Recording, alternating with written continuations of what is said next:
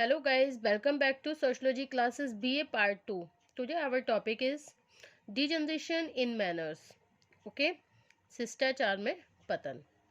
एक विशेष संस्कृति में शिष्टाचार अथवा सदाचार व्यवहार का वह तरीका है जिसको व्यक्ति से एक विशेष आयु, लिंग, स्थिति अथवा वर्ग के व्यक्ति के प्रदर्शित करने की आशा की जाती है।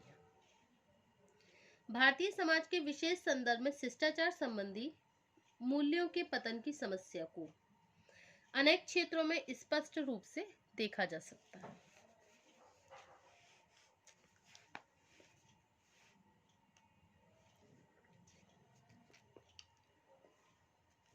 शिष्टाचार तथा नैतिकता का अंतर बहुत सीमांत है। नैतिकता तथा शिष्टाचार दोनों ही उचित और अनुचित के बोध से संबंधित है, लेकिन नैतिकता का क्षेत्र शिष्टाचार की तुलना में अधिक व्यापक है। नैतिकता का संबंध संपूर्ण सांस्कृतिक विरासत से है, जबकि शिष्टाचार केवल व्यक्तिगत व्यवहारों के क्षेत्र में समूह की प्रत्याशाओं को स्पष्ट करते हैं। एक विशेष संस्कृति में सदाचार का उद्देश्य सभी वर्गों के लोगों के बीच पारस्परिक सद्भाव तथा स्नेह को बना के रखना है। वर्तमान युग में मूल्यों के संकट की एक प्रमुख अभिव्यक्ति शिष्टाचार के पतन अथवा अपकर्ष के रूप में देखने को मिलती है। यह पतन दो रूपों में देखने को मिल रहा है। एक तो यह है कि बहुत से लोग शिष्टाचार को एक व्यर्थ का दिखावा अथवा बुजुर्गा मनोवृत्ति मानकर इसका पालन करना आवश्यक नहीं समझते। दूसरा यह है कि बहुत से व्यक्ति अपनी विघटित मनोवृत्ति के कारण शिष्टाचार को एक महत्वपूर्ण सामाजिक मूल्यों के रूप में नहीं देखते। इन प्रवृत्तियों के कारण आज व्यक्तिगत संबंधों की मधुरता को बनाए रखने वाली शक्ति समाप्त हो गई है तथा पारस्परिक संघर्षों को प्रोत्साहन मिला है। भारतीय समाज के विशेष संदर्भ में शिष्टाचार संबंधी मूल्यों के पतन की समस्या को अनेक क्षेत्रों में स्पष्ट रूप से देखा जा सकता है। ओके,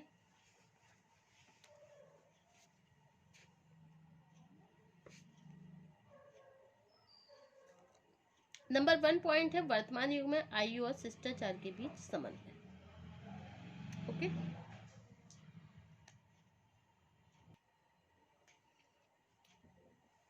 ओके, वर्तमान युग में आयु और शिष्टाचार के बीच समन्वय का नितांत अभाव दिखाई देता है।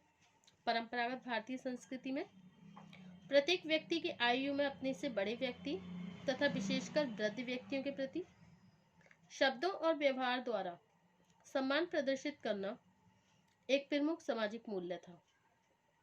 आज इस प्रवृत्ति का तेजी से विकास हुआ है कि केवल आयु ही सम्मान का आधार नहीं है। इसके फलस्वरूप परिवार में जीविका उपार्जित करने वाले युवा सदस्य वृद्ध माता पिता अथवा दूसरे सदस्यों में शिष्ट व्यवहार करना आवश्यक नहीं समझते, बल्कि अक्सर उनका अपमान भी कर देते हैं। कार्यालयों में युवा अधिकारी वृद्ध चपरासी को निर्दयता पूर्वक डांटना अपना वैधानिक अधिकार समझता है। वृद्ध और असहाय व्यक्ति की सड़क पर चलते हुए सहायता कर देना स्वयं एक अशिष्टता बन गई है। देखिए, अगर कोई भी बूढ़ा व्यक्ति है या फिर कोई भी असहाय व्यक्ति है, लाचार, जो मजबूर है अपने आप में, सड़क भी पार नहीं कर पाता है, लेकिन इस तरह के व्यक्ति अगर सड़क पर चलते हैं और उनकी सहायता कर देना, तो लोग उसको एक अशिष्टता ही मानते हैं, क्योंकि उनकी नजरों में क्या ये एक अशिष्टता है, स्वयं एक अशिष्टता बन गई है। तो कभी कभी तो वृद्ध व्यक्तियों के सामने अपनी नग्नता तथा उनके पिछड़ेपन का भी बखान करना एक गौरव की बात समझ ली जाती है। ओके, कभी कभी जो बुढ़े लोग होते हैं, बुजुर्ग लोग होते हैं, वृद्ध व्यक्ति होते हैं, तो उनकी जो बातें होती हैं, उनके जो विचार होते हैं, तो लोग उनको उनके लिए पिछड़ेपन का बखान करते हैं और पिछड़ेपन का बखान करना उन्हें गौरव की बात लगती है। मतलब सोचते हैं कि इनके जो हम पिछड़ेपन का जो बखान कर रहे हैं वो हमारे लिए बहुत ही प्राउड की बात है। शिष्टाचार में इससे अधिक पतन और क्या हो सकता है। ओके, अब नेक्स्ट है आतिथ्य सत्कार में हिरास। शिष्टाचार के पतन की दूसरी प्रमुख अभिव्यक्ति है परंपरागत रूप से अतिथि के शिष्ट व्यवहार करना। अतिथि से शिष्ट व्यवहार करना मतलब अगर कोई गेस्ट आते हैं घर में तो उनका सम्मान करना चाहिए। हमारी संस्कृति का एक विशेष गुण था, लेकिन आज घर में किसी भी अतिथि का अगर अचानक से आ जाता है ना कोई भी अतिथि, तो इसको एक विपत्ति समझा जाता है। ये समझा जाता है कि एक विपत्ति आ गई। अनेक परिवारों में जो अतिथि सत्कार के स्थान पर अतिथि की योजनाबद्ध रूप से उपेक्षा की जाती है। मोस्टली परिवारों में देख सकते हैं अगर कोई भी गेस्ट आ जाती है तो उनको मतलब बुरा बोला जाता है कि अरे क्यों आ गए घर में, बताओ, इस तरीके से मतलब उसको गलत बोला जाता है, उसकी उपेक्षा की जाती है। उसके सामने बढ़ते हुए खर्चों की बातें करते हैं, ठीक है, कि अतिथि आ गए अब भाई खर्चे भी बढ़ेंगे। स्थाना भाव की कठिनाइयां बताना, व्यवहार में उदासीनता दिखाना, बच्चों के माध्यम से उनका अपमान करना एक साधारण सी बात बन गई है। भारतीय संस्कृति के संदर्भ में यह शिष्टाचार के मूल्यों में होने वाला एक गंभीर पतन है। नेक्स्ट है परिवार में शिष्टाचार का अभाव। वर्तमान युग में मूल्यों के संकट का एक अन्य उदाहरण है। पहले के समय में परिवार के संस्करण को शिष्टाचार के द्वारा ही सुरक्षित रखा जाता था। आधुनिक युग में परिवार पूर्णतः एक औपचारिक इकाई के रूप में बदलता जा रहा है।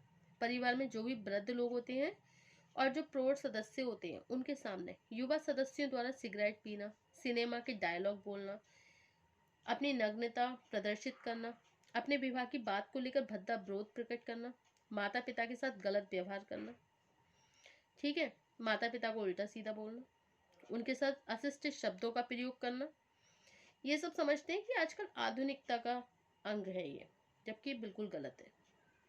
ओके, अनाथ सदस्यों को आश्रय और सहानुभूति देने के स्थान पर उनको बोझ समझना कि भाई हमारे घर पर बोझ आ गए। मान लो किसी व्यक्ति का कोई भी रिलेशन में ही किसी का कोई सहारा नहीं है और उसको हम अपने घर में रख लेंगे तो कुछ लोग उसको क्या कहेंगे, मतलब घर के ही मेंबर है तो वो क्या बोलेंगे, यार ये तो हम पे बोझ बनने आ गए। तो सदाचार के एक प्रतीक के रूप में परिवार के सम्मानित सदस्यों को आज्ञा लेकर कोई कार्य करना अथवा माता पिता के चरणों को छूना। आजकल के समय में माता पिता के चरण कौन छूता है, नहीं छूते हैं। तो माता पिता का आशीर्वाद लेना भी उन्हें पिछड़ेपन की निशानी लगता है। वास्तव में हेलो और हाय, बस यही सदाचार की गरिमा। अब देखिए यहीं पे सदाचार की गरिमा समाप्त होती जा रही है और क्या, यही है परिवार में शिष्टाचार का अभाव। ओके, अब नेक्स्ट है शिक्षा संस्थाओं में बढ़ती हुई अशिष्टता। देखिए इस पतन का एक अन्य पक्ष है विद्या को ना तो पैसों से खरीदा जा सकता, नहीं बलपूर्वक प्राप्त कर सकते हैं। इसके लिए गुरु की सहानुभूति और स्नेह की आवश्यकता होती है। इसी सहानुभूति और स्नेह की प्राप्ति के लिए शिक्षा संस्थाओं में विद्यार्थियों द्वारा शिष्टाचार और सदाचार प्रदर्शित करना आवश्यक समझा जाता है। ओके, वर्तमान युग में विद्या को एक खरीदने वाली कोई वस्तु नहीं होती है ये, लेकिन इसको आजकल के युग में वर्तमान युग में इसको एक वस्तु समझा जाता है। विद्यार्थियों में सदाचार का तेजी से ह्रास हो रहा है, ठीक है, टीचर्स के साथ बुरा व्यवहार करते हैं, अनुशासन के नियम को भंग करते हैं। अगर बच्चों से कहा जाता है कि डिसिप्लिन में रहो, सुनते ही नहीं है, ठीक है, टीचर्स होते हैं उनका रेस्पेक्ट नहीं करते हैं, और तो और जो उनके साथी होते हैं, जो उनके कंपेनियंस होते हैं, उनके साथ मारपीट करते हैं, क्लास नहीं देते हैं, कक्षाओं से गायब रहते हैं। ओके, विद्यार्थी को शिक्षकों के सामने, टीचर्स के सामने उच्च स्वर में बात करना, उनके सामने कमेंट करना, फालतू की बातें करना, अनुशासनहीनता दिखाना, शिक्षकों को धमकाना सदाचार के पतन की गंभीर स्थिति को स्पष्ट करता है। ओके, अब नेक्स्ट है आर्थिक जीवन में अशिष्टता। देखिए आर्थिक जीवन में भी अशिष्टता बढ़ती जा रही है। ओके स्टूडेंट, इसके फलस्वरूप उद्योगों के जो मालिक होते हैं प्रबंधक के साथ बुरा व्यवहार करते हैं। कार्यालय में कर्मचारियों द्वारा निर्धारित समय से मान लीजिए देर से आ गए तो शोर मचाते हैं, बार बार अपनी सीट से उठकर चले जाते हैं, ग्राहकों की शिकायत पर उनसे अशिष्ट व्यवहार करते हैं, कार्यालय के जो अधिकारी होते हैं उनसे असम्मानजनक व्यवहार करते हैं। तो ये सब क्या हो रहा है, अशिष्टता का ही उदाहरण है ये। ओके, अब है स्त्रियों में भी शिष्टाचार की कमी ने हमारे परंपरागत सांस्कृतिक मूल्यों को बिल्कुल झकझोर दिया है। ओके,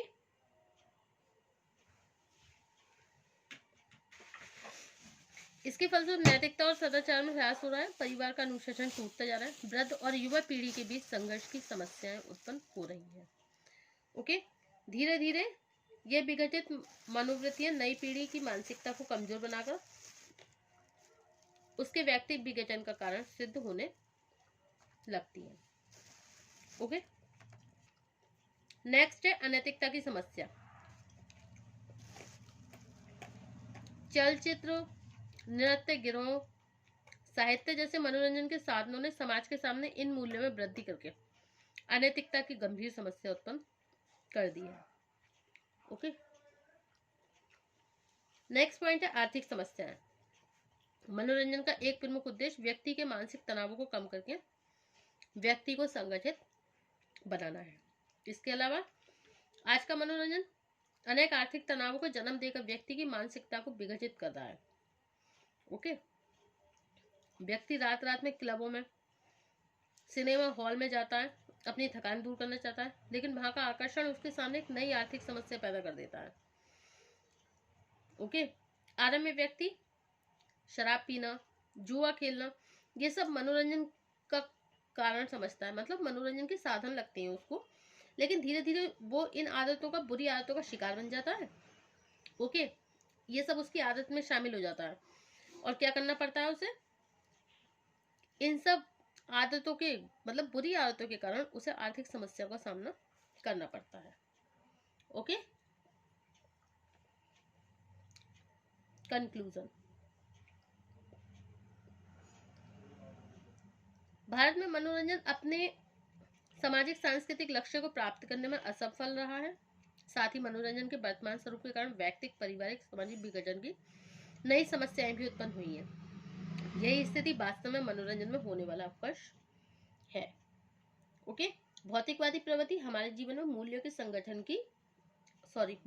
संकट की गंभीर समस्या पैदा करके संपूर्ण भारतीय संस्कृति को नष्ट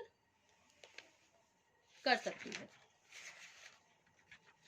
okay, thank you for watching my YouTube channel. Thank you so much. Next topic होगा हमारा विघटनकारी समस्याएं, अपराध। Thank you.